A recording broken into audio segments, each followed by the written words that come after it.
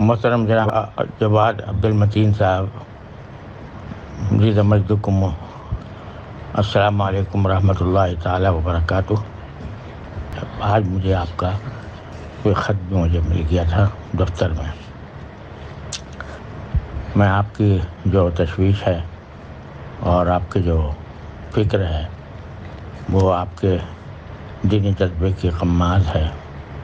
اللہ تعالیٰ اس میں مزید ترقی عطا فرمائے اور ہمیں بھی ایسی فکر و تشویش عطا فرمائے۔ صورتحال یہ ہے کہ میں پتہ نہیں کتنی مرتبہ مختلف فورمز پر یہ بات کہہ چکا ہوں کہ جس کثرت کے ساتھ اہل علم علماء کرام اس کیمرے کو اور تصویر کو استعمال کر رہے ہیں ڈیجیٹل کیمرے کے ذریعے، یہ بالکل نامناسب بات ہے۔ اور یہ مسئلہ الگ ہے کہ یہ فی نفسی ہی تصویر کے حکم میں آتا ہے یا نہیں آتا، لیکن اس کے اس طرح کثرت سے استعمال اور بالخصوص کے غلط استعمال سے میں خود فکر مند ہوں۔ اور اب کے وفاق المدارس کی مجلس عاملہ میں ہی میں نے یہ مسئلہ اٹھایا تھا اور لوگوں سے کہا تھا کہ وہ مساجد اور مدارس کو ان تصاویر سے محفوظ کریں۔ چنانچہ یہ اپیل وفاق کی طرف سے تمام مدارس اور مساجد کو بھیجی گئی ہے اور میرے نام سے بھیجی گئی ہے،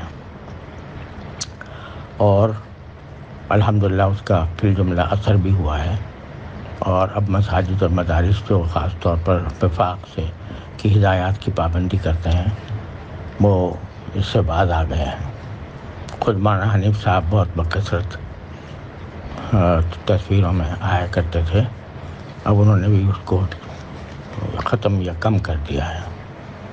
اور میں خود جہاں جس کسی مجلس میں ہوتا ہوں اور وہاں یہ تصویر کشی ہو رہی ہوتی ہے تو اس پر لوگوں کو تنبیہ بھی کرتا ہوں، اور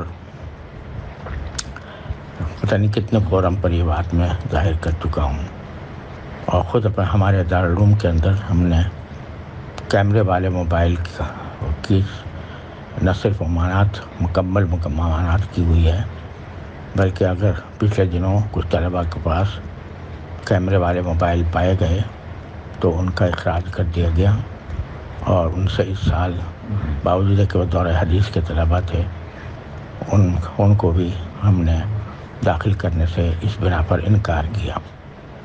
اور وجہ میں اس کی یہ بتاتا ہوں کہ اول تو خود علماء کرام کے درمیان یہ مسئلہ مختلف ہی ہے، اور مختلف ہی ہونے کی صورت میں آدمی کو احتیاط پر عمل کرنا زیادہ بہتر ہے۔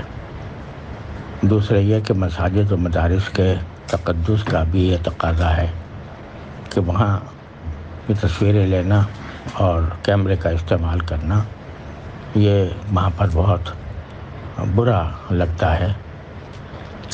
تو یہ باتیں میں بارہا کہہ چکا ہوں، اور تحریری طور پر بھی میں نے کئی جگہ اس کا اظہار کیا ہے، کئی فتاویٰ کے اندر بھی اس کا اظہار کیا ہے۔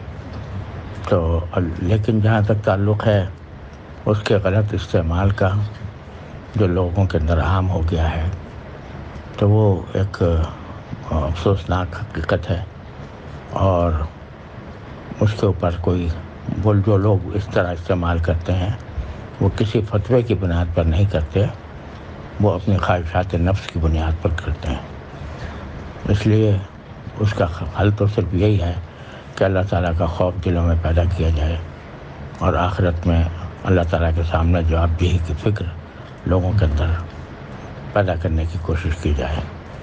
اپنی بساط کی حد تک ہم یہ کام کرتے رہتے ہیں، اب بھی کر رہے ہیں، اور انشاءاللہ آئندہ بھی کریں گے۔